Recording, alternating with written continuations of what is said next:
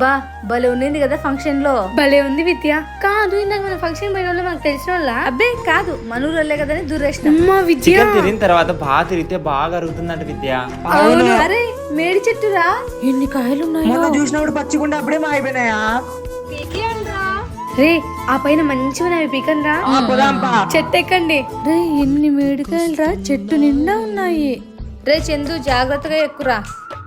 పో విద్య, ఇవన్నీ మనకు వెన్నతో పెట్టిన విద్య. నేను ఎక్కుతా. నువ్వు ఊరికే ఉండప్ప. నువ్వు కానీ పైకి మళ్ళీ కింద పన్నా అనుకో, మీ అమ్మ వచ్చి మమ్మల్ని అరుస్తుంది. అందుకే నువ్వు ఈడే ఉండు, చందు పోతాడు. ఎప్పుడో నిందమ్మా మా అమ్మ భలే చెప్తావు. ఊరికే ఉండు. రే చందు మంచి పిక్కరారా. నేనున్నా లేరా నీకు?